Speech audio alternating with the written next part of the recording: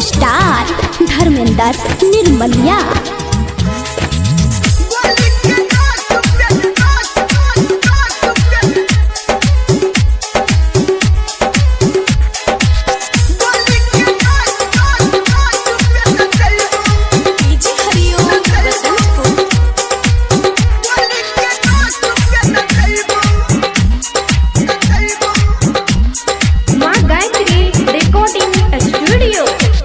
UP Bihar में हमारा चफान रे यूपी बिहार में पूरे बिहार रे छोरा करे खातिर साटा सब लागल छे लाइन रे दाई हमरो देखा दे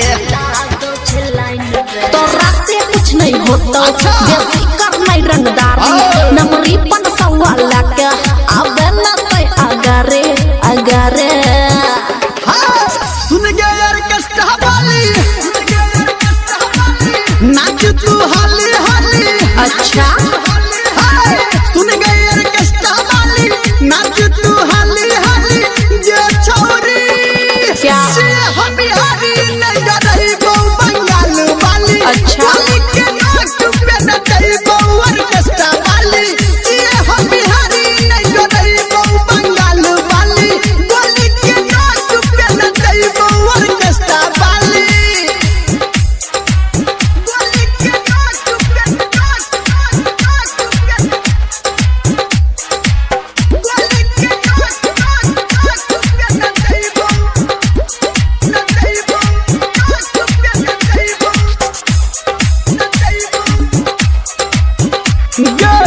रात भर तोरा नचेबो पकड़ के बाजा उठेबो देखेबो तोरा हम अपन पावर गे।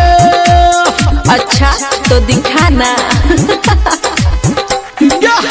बेसी करबे बल जोरी दाइक देबोगे ढोरी हिल जेतौ तो हर जवानी के टावर गे। हमरा नहीं तू धमकाबे पावर नहीं अपन दिखाबे होतो नहीं तोरा से कुछो बात नहीं बेसी बनावे बनावे सुन गया यार कष्ट वाली बोले नाच तू हाली हाली। ओके सुन गया यार कष्ट वाली नाच तू हाली हाली। ये छोरी ये हम बिहारी नहीं रही वो बंगाल वाली। गोली के नाक पे न रही वो और कष्ट वाली।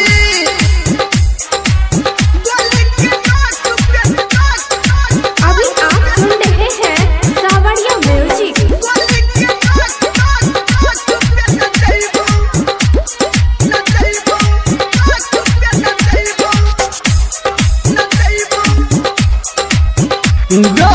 तोहर गुमान तोरबो चोली पे बम फोड़बो करबो हम खूबे छहुरी रंगदारी के। करबो हम खूबे छहुरी रंगदारी के। परतोहू पंगा भारी देबोगे झंडा गाड़ी पढ़ नहीं देना तू हमरा गाड़ी के। दीदी पकलल प्यारे राइटर अंकित के सहारे कहे धर्मेंद्र निर्मलिया खुशी के बेस न झारे नहीं झारे। सुन गई और कष्ट वाली सुनै छियो नाच तू हाली हाली। ओ माय गॉड सुन गई और कष्ट वाली नाच तू हाली हाली। ये छोरी ये हम बिहारी नहीं रही वो बंगाल वाली। गोली के नाक पे न रही वो और कष्ट वाली। ये हम बिहारी नहीं रही वो बंगाल वाली। गोली के नाक पे न रही वो और कष्ट वाली। बुझली गई छोरी। Oh my God.